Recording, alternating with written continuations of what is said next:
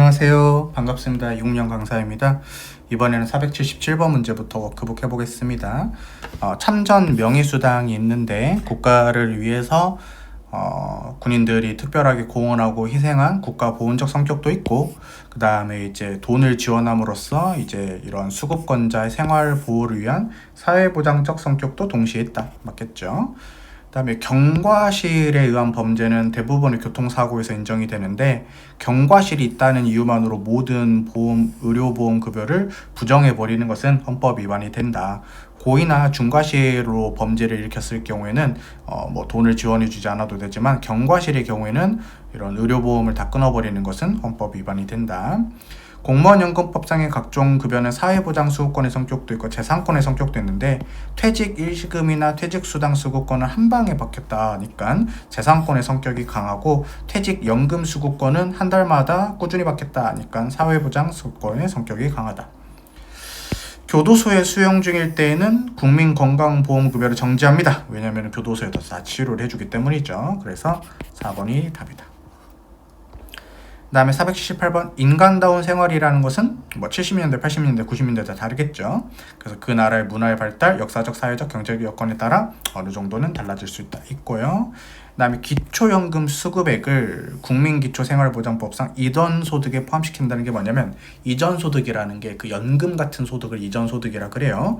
근데 이 기초연금 수급액도 뭐 과하진 않겠지만 그래도 소득으로 인정을 해야 되겠죠. 공짜로 주긴 하지만 그래도 그 사람이 받는 소득이니까 나중에 뭐 세금을 계산할 때나 할 때 쳐야 됩니다. 그래서 수급자인 노인들의 인간다운 생활의 권리를 침해하진 않습니다. 그래서 2번이 답이 되겠고요.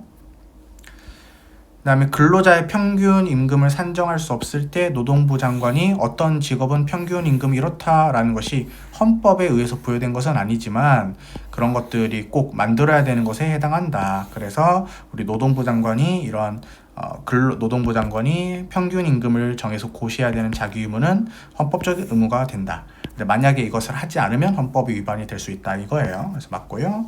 그다음에 국가는 복지국가를 실현하기 위해서 가능한 수단을 동원할 책무를 지는데 가능할 여러 가지 수단들 가운데 구체적으로 어느 것을 선택할 것인가? 입법자의 재량이다. 맞습니다. 그다음에 국가에게 34조에 따라서 장애인의 복지를 위해서 노력해야 된다. 그럼 장애인분들도 우리가 일반적으로 도와줘야 된다는 것이지, 장애인을 위해서 다 저상버스를 다 바꿔야 된다는 것은 아니다. 이렇게 읽으면 돼요. 근데 구치소나 치료감호소에 수용 중이면 우리가 이제 국민기초생활보장법에서 제외를 합니다. 왜냐면은 교도소에서 밥 주고 그 다음에 옷도 주기 때문이죠. 헌법에 위배된다고 볼 수 없다. 그 다음에 3번, 인간다운 생활을 보장하기 위한 객관적인 내용의 최소한을 보장하고 있는지 여부는 특정한 법률에 의한 생계급여만을 가지고 판단하면 되냐? 아니다. 다른 법령에 따라서 국가가 최저생활을 보장하기 위해 지급하는 각종 급여나 각종 부담의 감면 등을 총달한 수준으로 판단해야 된다. 무슨 말이냐면은, 예를 들어서 여기가 이제 A, B, C, D가 있는 4인 가족이고, 여기가 4인 가족인데 갑, 을, 병, 정이 있어요. 이분이 장애를 가지고 있어.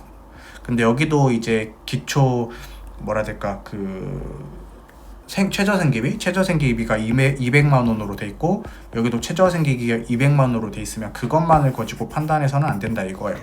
왜냐면 이분이 장애를 가지고 있기 때문에 추가적으로 지원도 더 들어갈 거고, 그다음에 추가적으로 세금 감면도 들어갈 거 아니야. 그래서 최종적으로는 이분들이 좀 덜 부담스럽겠죠. 이렇게 각종 급여나 부담의 감면을 총괄한 수준으로 판단해줘야 된다. 그래서 틀렸고요. 4번에 국가가 인간다운 생활을 보장하기 위한 헌법적 의무를 다했는지 여부가 사법적 심사의 대상이 됐을 때는 국가가 최저생활 보장에 대한 입법을 전혀 안 했다던가, 그러면은 죽으라고 냅둔 거죠. 위헌이죠. 그 다음에 내용을 만들었지만 택도 없을 경우에, 명백히 일탈한 경우에 한해서 헌법에 위반이 된다고 할 수가 있다. 그 다음에 사회보장 수급권, 사회적 기본권이다. 국가에게 적극적으로 급부를 요구할 수 있다. 34조 1항 2항에 따라서 보장이 된다. 맞고. 그 다음에 퇴직연금 수급권자가 학교 기관으로부터 뭐 월급 같은 걸 받는데요. 그러면 퇴직연금의 지급을 정지할 수 있습니다. 정지합니다. 헌법이 위배되지 않습니다. 그 다음에 모든 국민은 인간다운 생활할 권리를 가지며 국가는 모든 생활 능력 없는 국민을 보호한다. 모든 국가기관을 기속한다. 적극적 형성적 활동을 한 입법부 또는 행정부랑 헌법재판에 의한 사법적 통제 기능을 하는 헌법재판소에서 동일하지 않죠. 입법부랑 행정부한테는 더 열심히 노력해야 된다는 행위 규범으로 작용하지만 헌법재판소한테는 헌법재판소가 입법부 행정부 판단할 때 위헌인지 아닌지 통제하는 통제 규범으로 작용하기 때문에 동일하지 않다. 그래서 보건복지부 장관이 최저생계비를 지정했지만 일반 최저생계비에 못 미칠 수 있어요. 그렇다 해서 무조건 헌법 위배되는 것은 아니다 해가지고 4번이 답이죠. 그다음에 산재보험 수급권은 사회보장 수급권의 하나인데 국가에 대해서 적극적으로 급부를 요구하는 것이지만 헌법 규정만으로는 실현할 수 없고 법률에 의한 형성을 필요로 한다.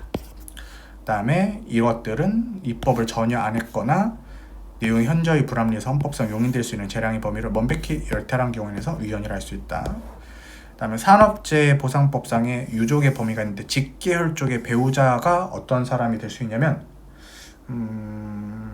딸의 남편, 그러니까 나의 직계혈족, 딸의 남편, 사위나 그 아들의 부인, 며느리까지는 직계혈족의 배우자로서 산업재해보상법상의 유족의 범위에 포함되진 않습니다. 그래서 맞고요.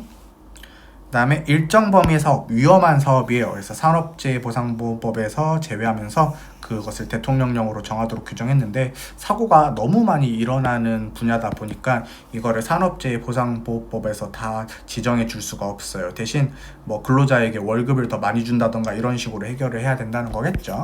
그래서 인간다운 생활의 권리를 침해하는 것은 아니다.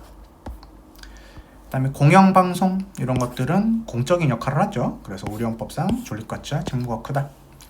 그 다음에 외국인만으로 구성된 가구 중에 영주권자 및 결혼 이민자만을 재난 대상에서 포함시키고 난민 인정자를 제외해버리면은 헌법 위반이 됩니다. 평등권을 침해하는 판례죠. 우리 경찰 시험에서도 나왔다. 그 다음에 자동차 사고 피해 가족 중에 유자녀에 대한 대출을 규정하고 있습니다. 이것은 헌법이 위배되지 않습니다. 그 다음에 재요양을 받을 때 재요양 당시의 임금을 기준으로 휴업급여를 산정합니다. 이것도 인간다운 생활의 권리를 침해하지 않습니다. 그 다음에 공무원에게 재해보상을 위해서 급여되는 종류로 휴업급여나 상병보상연금 규정을 두고 있지 않습니다. 뭐 질병휴직 이런 것들은 급여가 안 나오기도 합니다. 헌법이 위배되지 않습니다. 그래서 3번이 답이 되겠어요. 네. 여기까지 풀었고요. 그 다음에 다음 회차에서 교육을 받을 권리를 보겠습니다. 오늘도 고생 많으셨습니다. 고맙습니다.